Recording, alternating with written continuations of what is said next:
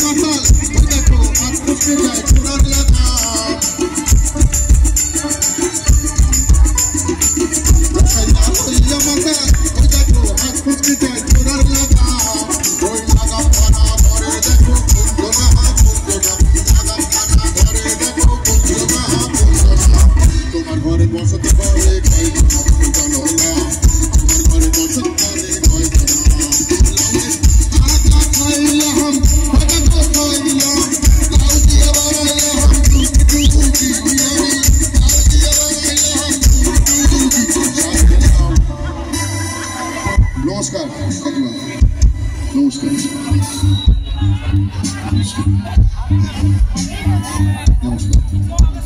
ওটাই তো আমার কাজ বদমাইশি করতে দেয় আমাকে পরে পরে পরে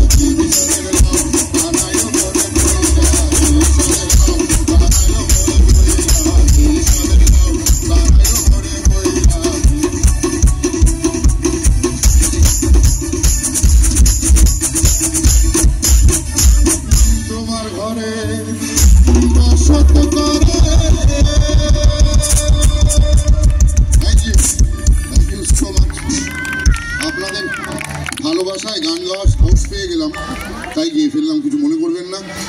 আমরা আনন্দে থাকি, ভালো থাকি। আমার মনে হয় আমার ব্যবহারই ভগবানের আশীর্বাদ। আমার ব্যবহার যদি ঠিক থাকে, সব সময় আমার ভগবান আমার সঙ্গে থাকবে। তাই সবাইকে বলবো, এরকম উৎসবের দিনগুলো তো না, এমনি দিন এরকম একসঙ্গে থাকবেন, তাহলে সমাজে দেবরাজ ঢুকতে পারবে না। খুব ভালো লাগছে। এবার আমাকে হঠাৎ একজন বললেন যে একটু ডায়লগ বলতে হবে। এবার ওই সময় তো মানে মানুষ তো এরকম থাকি না, এখন তো ভদ্রলোক আছি, কেন বেকার এবার ভিতরের ওইটাকে একটা শুভ দিনে জাগানো হচ্ছে, বুঝতে পারছি না। আপনার ডায়লগ শুনবেন? কি মুশকিল। আচ্ছা, আমার তো 104 নম্বর সিরিয়াল চলছে, শুভ বিবাহ। আপনাদের নিশ্চয়ই মনে আছে রাজা গজা, নিশ্চয়ই মনে আছে টাপুর টুপুর, নিশ্চয়ই মনে আছে তোমায় আমায় মিলে রানী রাসমণি, গোয়েন্দা গিন্নি, মামা খেপা। আপনাদের দয়াতে বেশ কয়েকটা হিট সিরিয়াল আছে। গোটা মানে 95% সিরিয়ালই আমার হিট, এবং আপনাদের আশীর্বাদে আমার বলিউডেও কাজ শুরু হয়েছে। নেটফ্লিক্সে আমার প্রথম ছবি কঙ্গনা রানাওয়াতের সঙ্গে ইমার্জেন্সি, সেটা এখন নেটফ্লিক্সে স্ট্রিম করা হচ্ছে, পারলে দেখে নেবেন। ইন্দিরা গান্ধী যে ইমার্জেন্সি ডেকেছিলেন 1974-এ, সেইটা নিয়ে গল্প। আমি সেখানে তখনকার মুখ্যমন্ত্রী সিদ্ধার্থ শঙ্কর রায়ের ক্যারেক্টারটা করেছি। সবই ভগবান এবং আপনাদের আশীর্বাদে, এবং আমাদের মতন শিল্পীরা যদি আপনাদের আশীর্বাদ না পেত, আমাদের কাজের কোনো মানেই থাকতো না। Thank you so much. এরকমভাবেই আমাদের পাশে থাকবেন। আরেকটা গান গিয়ে আমি এখান থেকে বিদায় নেবো। খুব ভালো থাকবেন, আবার আসবো, দেখা হবে। চেষ্টা করব রথের দিন আসার, খুব চেষ্টা করব। আমরা তো নানান অনুষ্ঠানে আমাদের নিয়ে যায়, তাই আমাদের হাতে কিছু নেই, ভগবানকে তো আর কথা দেওয়া যায় না। তাই আমি বলছি, রথে আসার খুব ইচ্ছা আছে, সপরিবারে আসার ইচ্ছা আছে। নিশ্চয়ই আবার আপনাদের সঙ্গে দেখা হবে। ভালো থাকবেন। হ্যাঁ,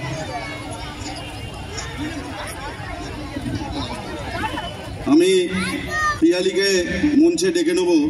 আমাদের সেই জগন্নাথ দেবের যে অজানা ইতিহাস, সেই বই তুলে দেবেন দাদার হাতে।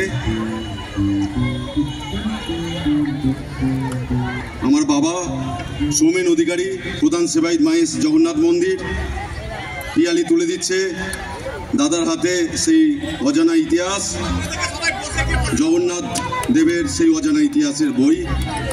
দাদা পড়বেন।